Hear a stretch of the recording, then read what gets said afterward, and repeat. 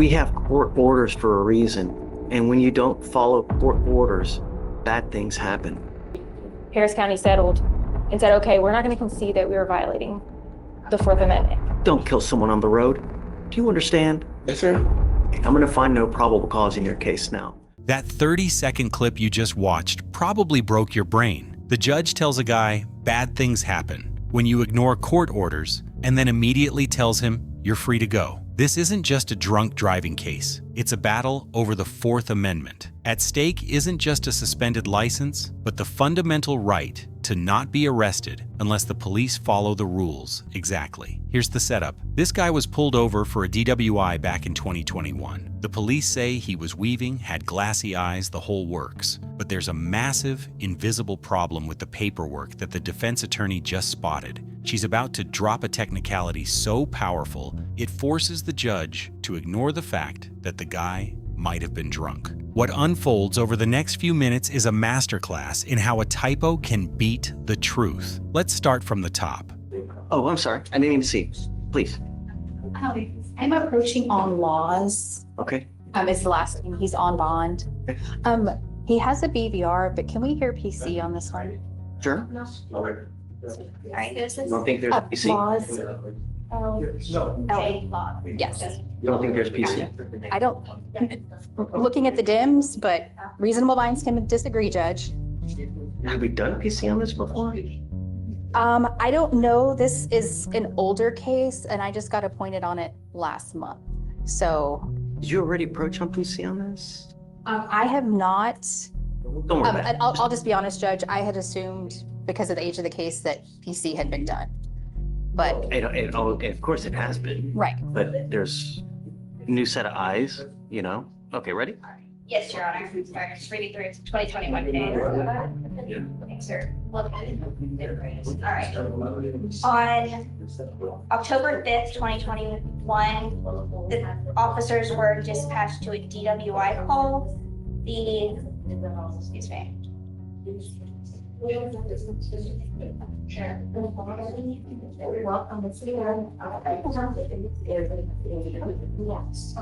see the issue. Okay. Officers were dispatched to a possible intoxicated driver call. The witness stated he observed the defendant to go in and out of lanes while making a turn on the highway, heavy traffic. The officers conducted a traffic stop. The officer observed the defendant to have glassy eyes, slurred speech, odor of alcoholic beverage, and poor balance, and a order full quiet, please. Cold beer inside the vehicle. The FMSTs were conducted. It was a 6 out of 6 on the HEN, a 7 out of 8 on the walking turn, and a 4 on like stand. The breath is a 0.15. So according to the DIMS, which is the sworn statement that we use for PC, it just says the officers initiated a traffic stop on the defendant's vehicle at an address, and there's no reason given in the DIMS for the stop. She read something different. That was Yes. not in the DIMS. That seems to be from the offense report. Sure, but I mean, what's... But I thought for PC, we just used the DIMS because that was sworn to, and not getting into the. Show me where it says that. I don't know of any rule that says that it's PC has to be done on just the DIMS. Okay. You know, I don't, if you can direct me to something, Okay, but I've and never. that just may be my misunderstanding of a Yeah, policy. I don't, and I've heard this before. Okay. Right, but I can't, I've never seen anything where someone has ever directed me to saying, hey, PC is only, Well, it's has to be just on the DIMS, you because know? the DIMS is sworn, and just like when Judge Powell was up here and he wanted to get into the facts, he couldn't. I mean, if he's getting into the facts, then that's something different, right? Well, and getting into That's a sworn document too. the offense report's on a sworn document.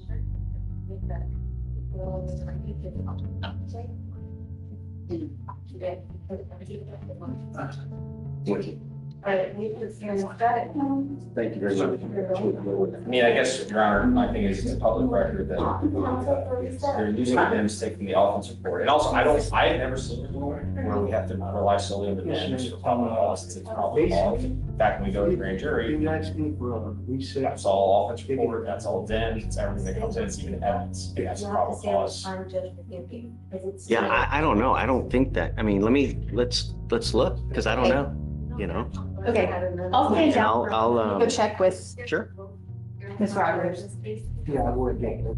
Hey, Notice what nobody else catches here. The prosecutor is reading a list of damning facts, weaving, crossing traffic, failing sobriety tests. But look at the defense attorney. She isn't objecting. She isn't panicking. Why? Because she knows something the prosecutor is missing. This is the four corners rule. In this specific hearing, the judge is only allowed to look at the DIMS. That's the sworn statement signed by a judge. The prosecutor is reading from the offense report. That's just the cop's notes. It's a legal magic trick. If the facts aren't in the sworn pile, they don't exist. The defense is arguing that the sworn document is basically blank. But here's the mystery. Usually, most judges let this slide and just look at the police report anyway. Why is this judge hesitating? He's about to reveal a secret lawsuit against the county that changes the rules for everyone. Listen closely. Anna, come on.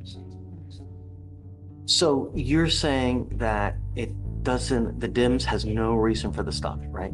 Is that what you're saying? The sworn statement, and speaking with Ms. Rogers, we're looking, but it's not, And I'm looking too. okay. I am too.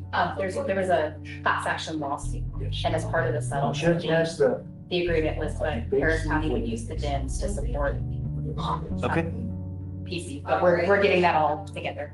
me too. Okay. For 26. You said pursuant to the consent decree, is that what you said? There's a class action lawsuit. It's Lomas and Elgin versus Harris County and. Okay, hold on. Southern District of Texas.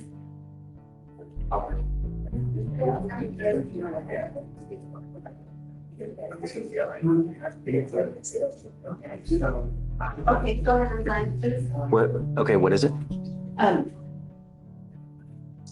Corey Millen?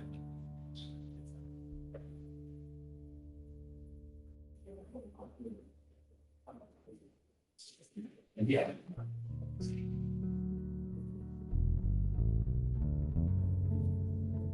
All right, there you go. You're good to go. You're welcome. Was there a result for that? Yes. Or is it in action now? No, No, this was some time ago. So this was before the DIMS summaries had an oath or affirmation at the bottom of it. So there was a class action lawsuit brought by the Civil Rights Board. And out of that lawsuit, it was just allegations of Fourth Amendment violations, because when a warrantless arrest occurs, the Fourth Amendment requires that a neutral magistrate make a finding of probable cause supported by oath or affirmation. So as a result of that lawsuit, Harris County settled and said, okay, we're not going to concede that we were violating the Fourth Amendment, but we will now include an oath or affirmation. Okay. So I think it is a Fourth Amendment issue.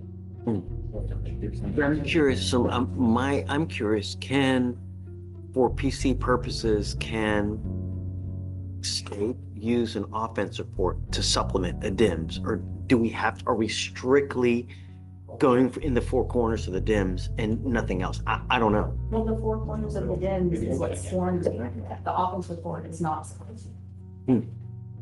I find that really weird. How is it that they're creating an offense report and they don't swear to it?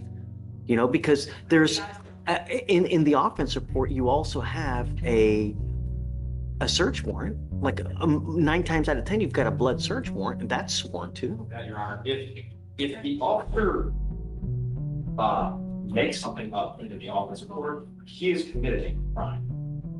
So I mean, I don't say that the offense report is not sworn to. It's a government record that this officer is doing his main offense. If he makes something up or if he lies about something, that is a crime. Right, but filing a false government document is a different crime than perjury. I get it, but Wouldn't that be filing a false, Right, but perjury's an official document? a different crime. No, but it would also under the purview of filing a false, Well, Judge, if an officer Also- came into court and was asking for you to sign a search warrant, and they just gave you their offense report, that would not be enough for their search warrant. And it's kind of the same idea. Because this is a warrantless arrest, there has to be someone swearing to the facts to support probable cause for that arrest. And similarly, with the search warrant, it has to be supported by over affirmation. This wasn't a warranted arrest, it was a warrantless arrest. And so it must be supported by probable cause. That includes an affidavit. Was there blood in this case? Right. Okay, give me 5 minutes. In exactly 45 seconds, the judge is going to pull the ultimate fake out. The defendant doesn't know it yet. The prosecutor is still scrambling, but you'll see it. The judge has realized his hands are tied. Because of that LGen class action lawsuit he mentioned, he legally cannot use the unsworn police report to keep this guy in check. But watch what he does. He knows he has to let this guy off on the DWI charge, but he also knows the guy ignored his bond conditions. So he's going to perform a judicial scare. He is going to yell, threaten, and terrify this defendant about bad things happening right before he grants the motion to dismiss. It's a psychological tactic. If he can't punish him legally, he's going to punish him emotionally. The switch happens fast. Don't blink, or you'll miss the moment justice turns into a loophole. Anna, you ready? Yes, Judge.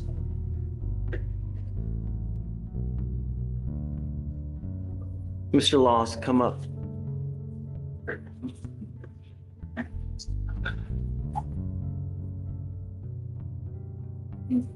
So you're gonna head down to the first board of elections, and then we handle this room, today, today. So, put the down there, you can look at it. We have court orders for a reason, and when you don't follow court orders, bad things happen. Do you understand? Yes. You were ordered to get an interlock and you didn't get it, or a portable device, and you didn't get it. That's unacceptable. When you don't, there are serious, serious consequences. The only thing I'm asking you to do, don't endanger my streets. Don't kill someone on the road. Do you understand? Yes, sir. I'm gonna find no probable cause in your case now. But if you come back with a new case and you don't follow court orders, it's really not gonna go well for you. Do you understand? Yes, sir. All right, good luck. Thank you, Judge. I think that we are, you know, Sorry. it's okay. No, Anna, I think you're right. You know, we were going through the lawsuit, and, you know, 2017, the county came into an agreement where we're basically holding it to a higher standard, so to speak. I mean, theoretically, could I weasel out of it? Yes, but I don't want to. You know, I want to stick with the agreement that the county came to with the district attorney's office, you know? So, I'm not saying this, just for curiosity. The DIMS has to state an offense, right? It has to have all the elements of the offense to go forward. The reason, I mean, I would presume that offense reports don't is because they're continually just updated and they're amended and they supplement it. So it would be unreasonable to have an officer every single time they swear to over and over and over and over, because shit, you might get like 15 supplements. Here's my question for the court, and with, I'm not saying we do this in this case, I'm just saying for cases going forward. To me then, does that then behoove, that say we can't take it to grand jury? I mean, You can, of course you can. So. Yeah. Just because I find no probable cause on something, if you want to go indict it, go do it. Right, okay. Absolutely. There's nothing barring you from doing that, right? Because if a grand jury finds something different, then that's on them. Yeah. As far as me, I'm gonna just hold to the standard that we agreed with the county in the lawsuit. Yeah, I'm just, and this is for my own. And look, you're not gonna hurt my feelings if you go to a grand jury. I know you, Judge. Oh, really? I just, so we wouldn't be held to that same standard. You need to do what you think is right. Okay. Like, I'm gonna do it, and like Absolutely. she's doing it. The problem is that whoever had the apps, they didn't dive into it and really look into it as Anna did, you know? Not everybody is, I understand. which is good. Thank you. God love you. I'm going to say something 90% of you will disagree with. This verdict was legally correct, even if it feels dangerous. The law says police must swear to their facts under oath. They didn't do it here. If the judge ignores that rule just to catch one drunk driver, he breaks the Fourth Amendment for all of us. He chose the Constitution over safety. But here is the reality. A man who the police say was weaving through traffic and who definitely ignored court orders to get a breathalyzer installed just walked out the front door because of paperwork. So, whose side are you on? Team Constitution, believing the police must follow every rule? Or Team Safety, believing the judge should have used common sense? Did this guy get lucky? Or did the system work exactly how it's supposed to? Let me know in the comments.